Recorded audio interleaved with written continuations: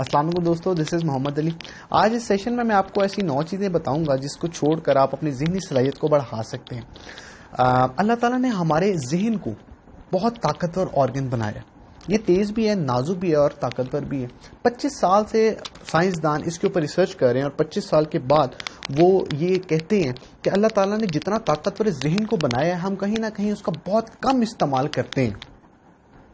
वो कहते हैं इसकी वजह हमारी रोज़मर्रा की ज़िंदगी है जो इसकी ज़हनी सलाहियत को मुतासिर करती है। वो 9 चीज़ें अगर हम छोड़ दें तो हम अपनी ज़हन की सलाहियत को और कारकर्दगी को बहुत अच्छा बना सकते हैं। वो 9 चीज़ें कौन सी आपके सामने पेश करूंगा, जब आप उनको छोड़ेंगे तो एक हफ्ते के अंदर आपके सामने नतीजे आ जाएंगे। नींद की कमी पहली जो चीज़ है जो छोड़नी है अपनी, नींद की कमी। वो कहते हैं कि नींद की कमी की वजह से जब आप नींद पूरी नहीं लेते तो आपके जहन के जो जहरीले मादे हैं वो आप जहन में ही रहते हैं। वो कहते हैं जब हम नींद पूरी करते हैं, अपनी नींद पूरी लेते हैं, तो आपके माइंड के अंदर जो जहरीले मादे हैं वो खारिज होना शुरू हो जाते हैं और वो खारिज होते हैं और जब आप उठते हैं तो आप एक्टिव महसूस करते हैं। जब आपकी नींद पूरी हो तो नींद की कमी की वजह से आपको एक बीमारी अल्जाइमर का बाइस भी बन सकते हैं। अगर आपका तवील अरसे तक नींद पूरी नहीं हो रही तो नींद की कमी से बचें, नींद भरपूर लें ताकि आपके वो जहरीले मादे आपकी ज़हनी एक्टिविटी को कम करते हैं वो निकल जाएं। दूसरी चीज तवील स्ट्रेस। वो कहते हैं बहुत बंदे जो बहुत अरसे तक स्ट्रेस में रहते हैं, बहुत अरसा, तो उनके अंदर एक चिड़चिड़ा, गुस्से के जज्बात, ठीक है, ये पाए जाते हैं जो ज़हनी कारकर्दगी को बहुत ज़्यादा डैमेज करते हैं, बहुत ज़्यादा मुतासिर करते हैं। आपकी याददाश्त बहुत हद तक इससे कम हो जाती है, आपकी सोचने समझने की सलाहियत बहुत कम हो जाती है तवील स्ट्रेस से। तीसरी चीज़ नफरत और हसद। वो कहते हैं कि मोहब्बत और नफरत दो ऑपोजिट जज्बात हैं, लेकिन ये दिमाग के एक हिस्से में पाए जाते हैं। अगर नफरत है तो मोहब्बत नहीं होगी, मोहब्बत है तो नफरत नहीं होगी। वो कहते हैं अगर नफरत है, हसद है, लॉजिकल थिंकिंग है, जजमेंट्स हैं, शक है, तो कहते हैं ये आपके जहन को तबाह कर देते हैं। न्यूरो सेल्स को इतना वीक कर देते हैं कि नेगेटिव सोचते सोचते बंदा अपने जहन की खुदकुशी खुद कर लेता है।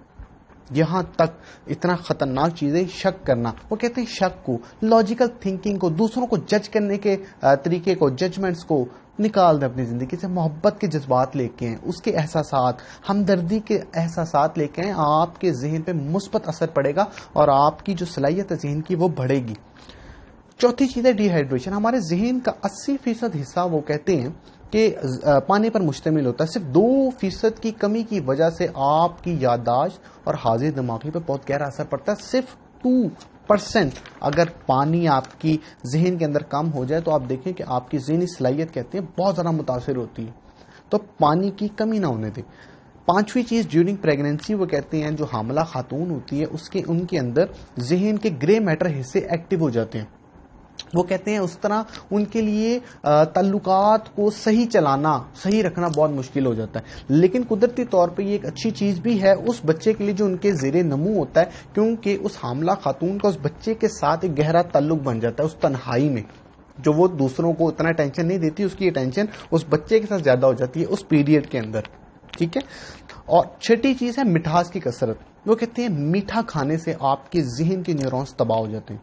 जो आर्टिफिशियल स्वीट्स हैं, मिसाल के तौर पे जेली है, चॉकलेट है, सोडा है, ठीक है, ये वो चीज़ें जिनमें शुगर पाई जाती है, शुगर होती है, ये आपके जहन के न्यूरॉन्स को तबाह कर देते हैं। वो कहते हैं इनसे बचे। हाँ, जो नेचुरल स्वीट्स हैं जैसे खजूर है, शहद है, इनको खाने से आपके जो जहनी न्यूरॉन्स हैं वो तबाह नहीं होते। सातवीं चीज़ खराब घरेलू ताल्लुकात। अगर आपकी अज़दवाजी ज़िंदगी के ताल्लुकात, तवज्जो ज़िंदगी में ताल्लुकात अच्छे नहीं हैं, वो कहते हैं आपकी ज़हनी कारकर्दगी पर बहुत ज़्यादा मुतासिर होते हैं। आप कहीं ना कहीं डिप्रेशन में चले जाते हैं, आप कहीं ना कहीं स्ट्रेस में रहते हैं, आप कहीं ना कहीं परेशान रहते हैं, सोच फिक्र में रहते हैं और आप ज़्यादा एक्टिवली नहीं सोच पाते, आपके न्यूरॉन्स उस तरह एक्टिवली काम नहीं कर पाते। कहते हैं ये भी आपकी ज़हनी सलाहियत को बहुत ज़्यादा कम करते हैं, मुतासिर करते हैं, ख़राब करते हैं।